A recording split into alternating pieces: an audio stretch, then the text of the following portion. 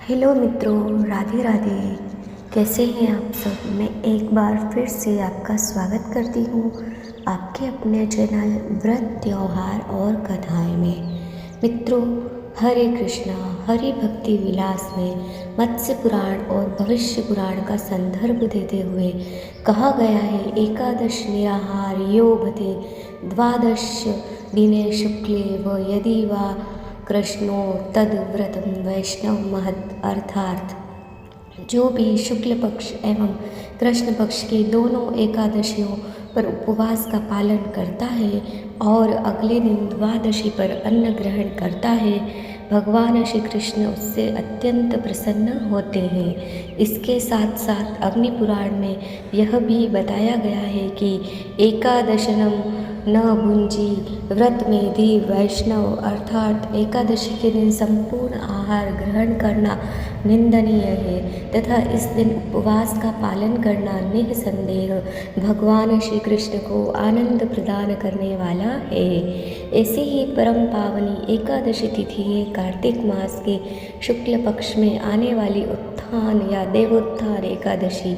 इस एकादशी के अन्य भी कई नाम हैं, जैसे कि प्रबोधिनी एकादशी और हरिबोधिनी एकादशी। ये वही दिन है जब भगवान श्री विष्णु क्षीर सागर में अपनी 4 मास की योग निद्रा समाप्त करके उठते हैं और इसीलिए इस एकादशी को देव उठनी एकादशी भी कहा जाता है। 4 मास तक भगवान श्री हरि योग निद्रा में शयन करते हैं। उस समय विवाह यज्ञ इत्यादि कोई भी मांगलिक कार्य नहीं किए जाते हैं और जैसे ही भगवान योग निद्रा से बाहर आते हैं तो उसके पश्चात इन मांगलिक कार्यों का प्रारंभ होता है और इसकी शुरुआत होती है तुलसी विवाह के साथ। यानी सर्वप्रथम भगवान श्री विष्णु के शालिग्राम स्वरूप और तुलसी देवी का विवाह होता है। तो चलिए इस देव उठनी एकादशी के उपलक्ष्य में अब हम श्रवण करते हैं पद्म पुराण के कार्तिक महात्म अध्याय में से देव उठनी एकादशी की पौराणिक कथा। एक समय भगवान श्री हरि के मंदिर में एक नन्हा सा मूषक रहता था और मूषक के स्वभाव अनुसार वह प्रतिदिन भगवान श्री विष्णु को जो दीपक अर्पित किया जाता उसी के बचे हुए घी और बाती को अपना भोजन बनाता और संपूर्ण दिन इधर उधर दौड़ता रहता। अब एक दिन सभी भक्तगण श्री हरि की आरती कर रहे थे और उन्हें दीपदान अर्पित कर रहे थे। कुछ समय बाद सभी लोग चले गए। उनके जाने के बाद वह मूषक बाहर आया। उसे अत्यंत भूख लगी हुई थी। भगवान नारायण के समक्ष दीपक अभी भी जल रहा था। वह अभी पूरी तरह से बुझा नहीं था, लेकिन मूषक को इतनी तीव्र भूख लगी थी कि उसे इस बात का ध्यान ही नहीं रहा और उसने इस दिए के ठंडे होने की प्रतीक्षा किए बिना ही उसे खाना शुरू कर दिया। और परिणाम क्या हुआ वह आप समझ ही सकते हैं। बाती गर्म होने के कारण उसके दांतों में लग गई और अंदर ही अंदर वह जलने लगा। आग की पीड़ा के कारण वह मूषक भगवान श्री हरि के विग्रह समक्ष उछलने लगा और आखिर उसकी मृत्यु हो गई। और यह समय था कार्तिक मास की एकादशी का। अब देखिए हमारे करुणा सिंधु भगवान की अपार करुणा। मूषक गर्म बाती खाने के कारण अंदर से जल गया था और इस वजह से उछल कूद कर रहा था, लेकिन भगवान ने उसे कार्तिक मास में मूषक द्वारा अर्पित दीपदान और उनके समक्ष किया गया नृत्य कीर्तन समझा और उस मूषक को मुक्ति प्रदान कर दी। अगर अनजाने में ही किए गए इस कार्य का इतना बड़ा फल मिल सकता है तो जरा सोचिए, संकल्प के साथ की गई कार्तिक मास की एकादशी का व्रत हमारे लिए किस सौभाग्य के द्वार खोल सकता है। तो चलिए अब देखते हैं कार्तिक मास में आने वाली इस अत्यंत महत्वपूर्ण देव उठनी एकादशी का हम नियम पूर्वक पालन कैसे कर सकते हैं।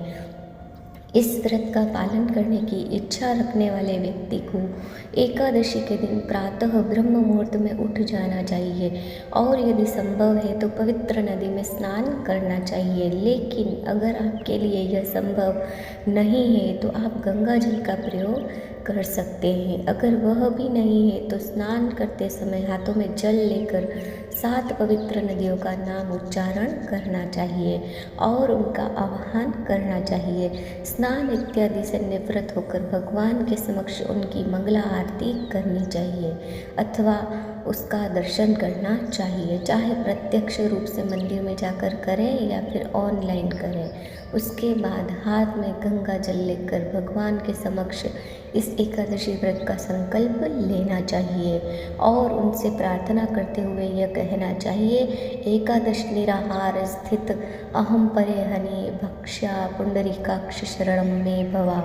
इसका अर्थात है, एकादशी के दिन में भोजन से विरत रहूँगा और अगले दिन ही अन्न ग्रहण करूँगा।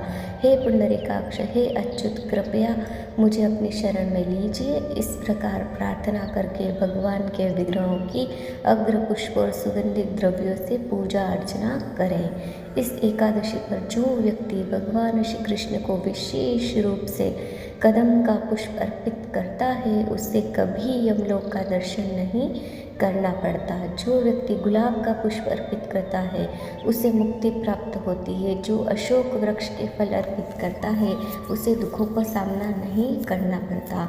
जो शमी वृक्ष के पत्तों से भगवान की पूजा करता है उसे यमराज कभी दंड नहीं देते। जो चंपक पुष्प से पूजा करता है भौतिक जगत में दोबारा जन्म नहीं लेना पड़ता। और जो लाल वर्ण के सहस्त्र दलीय कमल पुष्पों से भगवान की सेवा करता है वह भगवान के श्वेत द्वीप को प्राप्त करता है।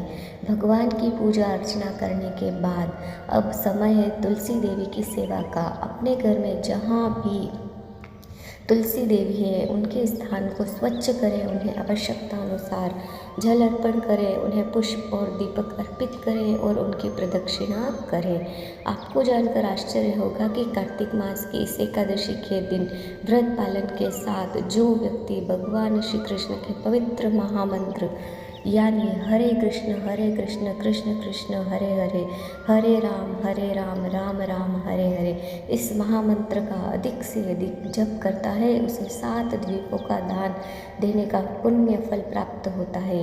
इसीलिए भगवान की यथाशक्ति पूजा अर्चना करने के बाद तुलसी देवी के समक्ष बैठकर अधिक से अधिक मात्रा में हरे कृष्ण महामंत्र का जप अवश्य करना चाहिए। इस दिन जो तुलसी देवी को जल अर्पित करता है, उनकी पूजा आराधना करता है, उनकी प्रदक्षिणा करता है, उनका दर्शन करता है या फिर उन्हें प्रणाम करता है, वह निश्चित रूप से भक्ति प्रदायिनी तुलसी देवी की कृपा से भगवान श्री हरि के धाम में वास करता है। जैसा कि आप जानते हैं कि एकादशी के दिन किसी भी प्रकार का अन्न ग्रहण नहीं करना चाहिए, जैसे कि गेहूँ, चावल, बाजरा, दाल या फिर उससे बने हुए किसी भी प्रकार के खाद्य पदार्थ। यदि किसी व्यक्ति के लिए संपूर्ण उपवास करना संभव ना हो तो वे फल, दूध, फलों का रस, सूखा मेवा, पनीर, दही, एकादशी प्रसाद इत्यादि ले सकते हैं। एकादशी के दिन अधिक से अधिक मात्रा में हर कथा का श्रवण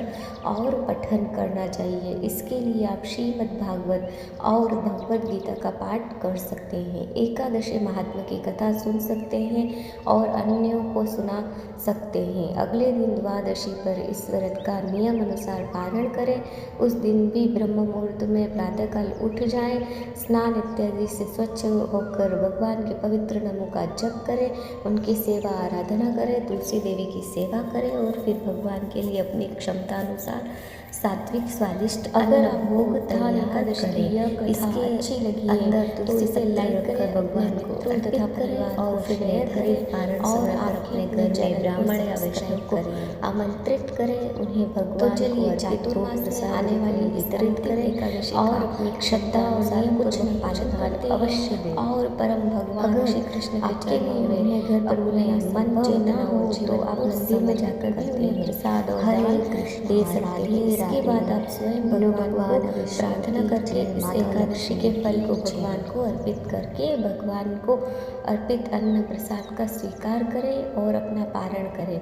इस प्रकार आप कार्तिक मास की परम पावनी देव उठनी एकादशी का नियम पूर्वक पालन कर सकते हैं।